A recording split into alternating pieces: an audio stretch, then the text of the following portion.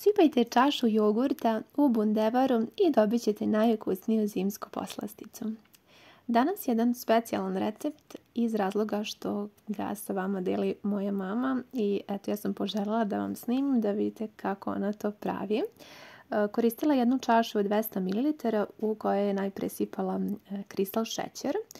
U jednu posudu je sipala vrlo malo cimeta, dodala šećer, a zatim sipala i 180 grama jogurta unutra, kao i vrlo malo ulja. Ona obično nema mere, ali kao što vidite dodala je možda oko 20 ml. Unutra dodaje i jedno cijelo jaje i sada ćemo to sve zajedno izmešati. Ovaj video je ispao neplanski, ali sam poželjela da ga podelim sa vama zato što smatram da je jako ukusan, fin, veoma brz i nešto malo drugačije. Iz tog razloga, kao što vidite, nisam ništa dekorisala, ali nadam se da mi ne zamerate. Koristit ćemo kore za pitu i 700 grama bundeve. Količina naravno zavisi od toga za koliko osoba pripremate.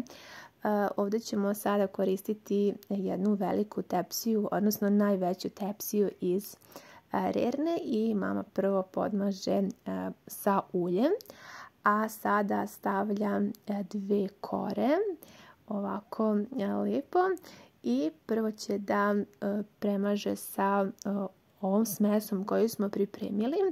Ne znam da li ste ikada pravili nešto slično, odnosno da li ste dodavali jogurt, ali mogu vam reći da je to stvarno toliko ukusno i sočno. I kao što vidite, ovdje se ne koristi baš mnogo ulja. Dodali smo vrlo malo u smesu i na dno tepsije i to je sve.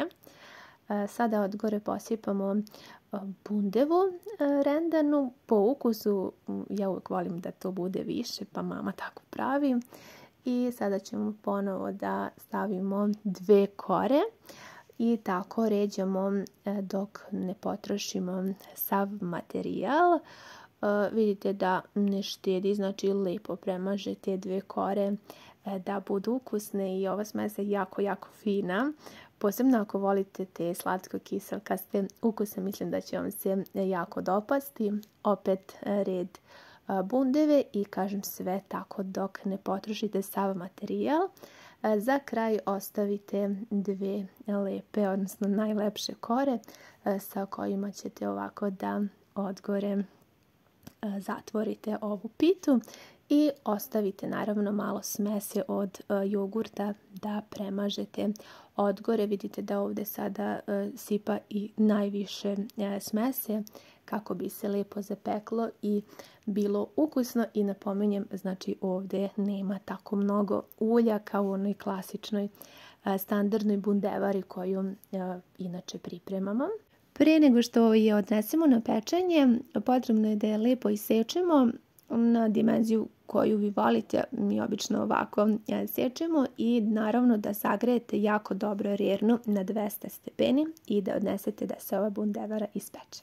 Kod mene u rerni se pekla tačno 15 minuta, da pustite je par minuta da se prohladi i možete je vaditi i vidite kako je dobila lijepo zlatno žutu boju. Izuzetno je ukusna, sočna, mekana, sada ću vam to prikazati.